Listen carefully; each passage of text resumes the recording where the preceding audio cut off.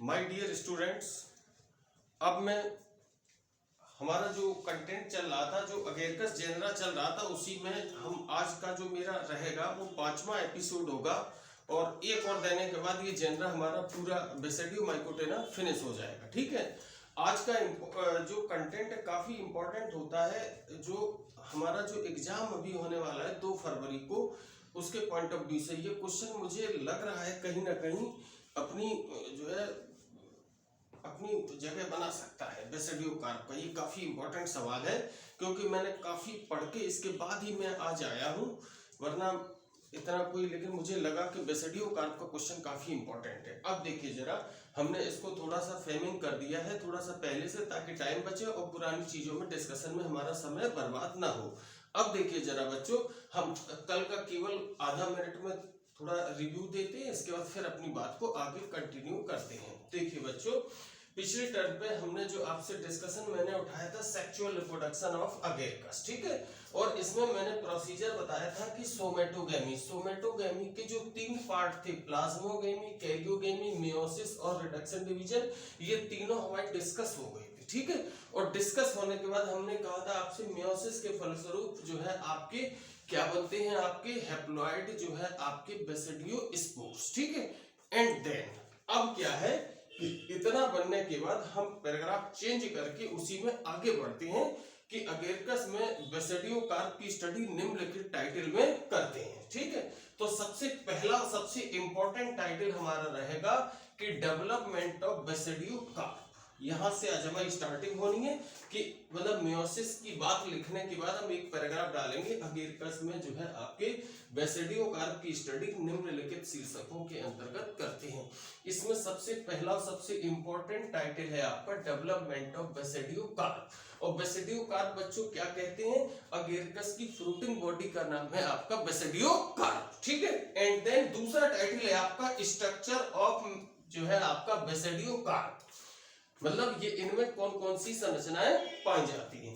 तीसरा है आपका इसका internal structure of basidio carp, internal structure. ठीक है, इसके बाद बच्चों थोड़ा सा इधर अजीब सा लग रहा है, लेकिन मैं अभी एक चीज आपको डिस्कस कर देता हूं, क्योंकि हम लोग एक अगर शुरुआत में पहले कंटेंट दे देते तो इससे हमारी समझ में बात आ जाती है, और फिर हम थोड़ा बहुत, भले ही हमें बुक की हेल्प तो नहीं लेनी पड़ेगी, हम केवल अपना वीडियो हो सकता है कि एक बार के बजाय आपको दोबारा देखना हो। तो इसके बाद internal structure of basidio carp में बच्चों 3 टाइटल आ रहे हैं। सबसे पहला टाइटल है, जैसे आप लोगों ने देखा होगा कि जैसे कोकोरमुत्ता देखते हैं बच्चों, ठीक है, तो कोकोरमुत्ता में ये सिचुएशन होती है इस तरीके से। ठीक है, तो यानी कि 2 मेन पार्ट आपको दिखाई पड़ते हैं, कौन कौन से, स्टेप हो गया और ये क्या हो गया आपका पिलियस, ये बेसल पोर्शन है, और क्या है आपका ये अपर एलोंगेटेड जो अम्ब्रेला लाइक स्ट्रक्चर है। कोकोरमुत्ता जैसे हम लोगों ने जो नॉर्मली जो रेनी सीजन में देखे हैं ना, कूड़े के ढेर पे एक्सेट्रा पे, तो उसमें ये चीज क्या है आपकी स्टिप कहलाती है बच्चों, STIPE स्टिप, और ये कहलाता है आपका पिलियस। तो ये अगर आप देखेंगे ये ट्यूबरस स्ट्रक्चर है, ये कैसी आपकी अम्ब्रेला लाइक स्ट्रक्चर है। इस तरीके की संरचना हमें जो है कुछ कुछ कत्थई कलर में, व्हाइटिश में दिखती है जो नॉर्मली नेचर में। तो सबसे पहले बच्चों इसमें क्या है कि internal structure of basidio carp, इसमें 3 चीजें हैं आपकी। स्ट्रक्चर ऑफ स्टिप, यानी कि हमारा जो इंटरनल स्ट्रक्चर यहाँ बन जाएगा, क्या होगा, इंटरनल स्ट्रक्चर ऑफ स्टिप। दूसरा टाइटल होगा इंटरनल स्ट्रक्चर ऑफ पिलियस। ठीक है, अब बच्चों क्या है कि ये चीज आपके आया है कि यहाँ पे क्या होता है कि जैसे ये तो हो गया पोर्शन यहाँ से यहाँ तक का, ये हो गया स्टिप वाला पोर्शन, एंड देन ये हो गया आपका पिलियस वाला। अब ये तीसरी चीज कहां से निकल के आ गई बच्चों, इसके ज्वाइंटर पे यहाँ पे होता है आपका गिल चेम्बर। क्या होता है, गिल चेम्बर, जिसमें गिल पाए जाते हैं। तो वो संरचना जैसे इसके ज्वाइंट पे एक ऐसी इस तरीके की संरचना बनती है, जैसे ये है तो ये अर्धचंद्राकार कपाट ऐसा एक ऐसे ज्वाइंट सा होता है, ये हम यहाँ ये कहलाता है ये ज्वाइंट आपका गिल चेम्बर। तो तीसरी संरचना है आपकी इंटरनल स्ट्रक्चर ऑफ गिल्स, और गिल्स में 3 टाइटल है, ट्रामा, इसके बाद सब हाइमेनियम और हाइपोथीसियम, और तीसरा है हाइमेनियम। तो ये तो हमने आपको जो कल वाली बात तो यहाँ तक हमारी खत्म होगी, यहाँ से शुरू होना है इसमें ये टाइटल, ठीक है। तो सबसे पहला कंटेंट क्या निकल के आएगा, डेवलपमेंट ऑफ बेसिडियो कार। अब मैं इसको रब कर रहा हूँ और अपनी बात को, जो आज का बेसिकली जो कंटेंट है, इसमें कम से कम मैं 2 टाइटल आज लेने की कोशिश करूंगा, 2 आपके कल, और कल आपका जेनरा फिनिश हो जाएगा। तो अब I can also start the development of basidio car, इसको मैं रब कर रहा हूँ और मैं यहाँ पे आपका हेडिंग डाल रहा हूँ डेवलपमेंट ऑफ बेसिडियो कार को। बेसिडियो कार को बच्चों क्या कहते हैं, फ्रूटिंग बॉडी, ठीक है। तो इसको आप लोग देखिएगा, बहुत ध्यान से पढ़िएगा, अगर सवाल आता है तो बिना कुछ करे धरे हम लोग एक सिंपल सा फिगर बना के इजीली क्रैक कर लेंगे, ठीक है। तो क्या है टाइटल हमारा, development of basidio car, BASIDIOCARP, और बेसिडियो कार को हम लोग कहते क्या हो रहे हैं, फ्रूटिंग बॉडी, ठीक है।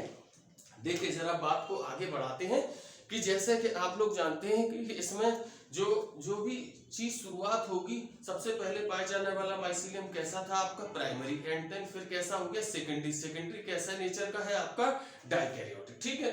तो हमारा जो स्टार्टिंग पॉइंट रहेगा कि सॉइल से भोज्य पदार्थों को पर्याप्त जो है क्या है, आपके भोज्य पदार्थों का पर्याप्त एब्जॉर्प्शन करने के बाद जो है सेकेंडरी माइसीलियम, कौन सा माइसीलियम आपका, सेकेंडरी माइसीलियम जो है क्या करता है, सेकेंडरी माइसीलियम जो है आपका बेसिडियो कार को बनाता है, क्या बनाता है, बेसिडियो कार। सबसे पहला और सबसे इंपॉर्टेंट सेंटेंस कि सॉइल से पर्याप्त मात्रा में भोज्य पदार्थों को एकत्रित करने के बाद सेकेंडरी माइसीलियम क्या करता है, बेसिडियो कार्प बनाता है। और इसको बेसिडियो कार्प को हम दूसरा नाम और क्या कहते हैं आपके, फ्रूटिंग बॉडी, जो हम 2-3 बार आपसे डिस्कस कर चुके हैं, ठीक है। सबसे पहली और सबसे इंपॉर्टेंट बात, फ्रूटिंग बॉडी बनाते हैं, ठीक है। अब क्या होता है कि ये जो है आपके, जैसे अब कोई चीज सॉइल में पाई जा रही है, ठीक है, तो आप देख रहे हैं ये जो है एकदम इस तरीके से गोलाई में एक बेस ऐसा निकलता है, क्या निकलता है, गोलाई में एक बेस ऐसा निकलता है। तो ये संरचना जो है दीर्घ वृत्ताकार हो जाती है, कैसी हो जाती है आपकी, दीर्घ वृत्ताकार, ठीक है। तो कहने का मतलब कि इसका जो निकलना होगा, ये अंडरग्राउंड जो है आपके हाइफी, जो सॉइल से जो आ रही है अंडरग्राउंड हाइफी जो है, एक हाइफी के शीर्ष पर एक जो है व्हाइट कलर की नॉट लाइक स्ट्रक्चर दीर्घ वृत्ताकार जो है संरचना डेवलप होती है, ठीक है। और ये जो है दीर्घ वृत्ताकार संरचना, ये बेसिडियो कार्प के डेवलपमेंट की जो है आपकी बटन स्टेज कहलाती, क्या कहलाती है आपके, बटन स्टेज। ये सबसे इंपॉर्टेंट कंटेंट है जो हमारे पहला पैराग्राफ में, कि बटन स्टेज कि अंडरग्राउंड जो है आपके सेकेंडरी माइसीलियम से हाइफी जो है एक नॉट लाइक स्ट्रक्चर के रूप में क्या है आपके बाहर आती है, ठीक है। एक जो है आपके नॉट लाइक संरचना स्ट्रक्चर के रूप में बाहर आती है और ये दीर्घ वृत्ताकार संरचना के रूप में होती है, और ये इसके डेवलपमेंट की जो है आपके बटन स्टेज कहलाती है। और जब हम इसको एलएस में देखेंगे, किसमें देखेंगे, लॉन्गिट्यूडनल सेक्शन में, तो इसमें एक बेस दिखाई पड़ेगा और इसके बाद इस तरीके का ये एक जो अम्ब्रेला दिखाई पड़ेगा। और जैसा कि अभी हम डिस्कस कर चुके हैं, ये जो बेसल पोर्शन है, जब ये हम अगर ये जब मैच्योर हो जाएगी बेसिडियो कार्प, तो इसमें बेसल पोर्शन ये कहलाता है आपका स्टिप, का कहलाता है आपका स्टिप, STIP स्टिप। और स्टिप को हम जो है हिंदी में कहते हैं छत्रिका व्रंत, का कहते हैं छत्रिका व्रंत। बच्चों ये हिंदी थोड़ी सी टफ हो रही है मेरे लिहाज से, इसको तैयार करना थोड़ा मुश्किल लग रहा है, लेकिन स्टिप शब्द बहुत इजी आपको तैयार हो जाएगा, ठीक है। और एपिकल पोर्शन, ये इस तरीके का जो अर्धचंद्राकार जो पोर्शन है, ये कहला रहा है आपका पीलियस, क्या कहला रहा है आपका पीलियस। यानी कि सबसे पहले हमारे आए कि सेकेंडरी माइसीलियम में क्या बनाया आपका, बेसिडियो कार्प और फ्रूटिंग बॉडी, और हाइफी एक नॉट लाइक स्ट्रक्चर के रूप में क्या है आपके अर्धचंद्राकार रूप में निकलती है, और ये जो है आपके, और कैसी होती है आपकी, जो है नॉट लाइक स्ट्रक्चर के रूप में। ये बेसिडियो कार्प के डेवलपमेंट की कौन सी स्टेज कहलाती बच्चों, बटन स्टेज, ठीक है। और जब मैच्योर हम बेसिडियो कार्प की संरचना देखते हैं तो हमें 2 पोर्शन दिखाई पड़ते हैं, एक तो बेसल पोर्शन और एक अपर पोर्शन, ठीक है। बेसल पोर्शन में आल्सो कॉल्ड द स्टिप, और एपिकल पोर्शन क्या कहलाता है आपका पीलियस, ठीक है। और पीलियस को हम हिंदी में कहते हैं छत्र, का कहते हैं छत्र, इसको कहते हैं छत्र का व्रंत, ठीक है।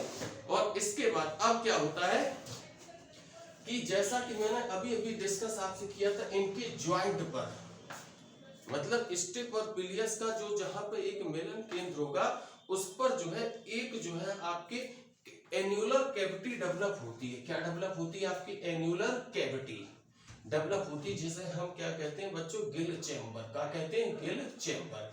यानी कि दोनों के ज्वाइंट पर स्टेप और पिलियस के जो है आपके क्या नाम एक जो है कैविटी डेवलप होती है, जिसे हम क्या कहते हैं बच्चों?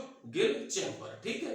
और इसके बाद जो है अब क्या है कि धीरे धीरे जैसे जो है आपके ऊपर ये पोर्शन जैसे जैसे बढ़ेगा तो फिर क्या होगा? ये जो है फैलेगा। क्या फैलेगा? आपका पिलियस। और फैलने के बाद जो है क्या होता है कि पिलियस के फैलने पर जो है क्या होता है कि इस पर एक फर्टाइल लेयर बनती है, जिसे हम हाइमेनियम कहते हैं। क्या कहते हैं? आपकी हाइमेनियम। और ये जो है आपके क्या नाम जो है ये जो है स्टेप से कुछ भाग जो नहीं बना पाता है, वो लटका हुआ रह जाता है, वो कहलाते हैं आपके एन्युलस। ठीक है। और जैसा कि हम लोग देखते हैं जब ड्राई सीजन होता है तब इसकी ग्रोथ क्या होती है? आपकी कम होती है। और जैसे जैसे जो है क्या होता है कि जो है तब चूंकि क्या इनकी सेल्स में डिवीजन कम होता है। और जैसे मौसम कैसा होता है? जब मौसम जो है आपका मौसम में मॉइस्चर होती है तब ये जो है इसकी नमी होती है सॉइल में, तो इसकी ग्रोथ तेजी से होती है।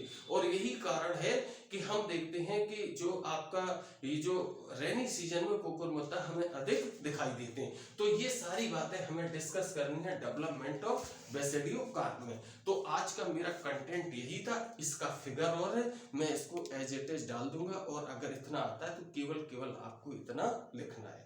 Thank you, best of luck all of you.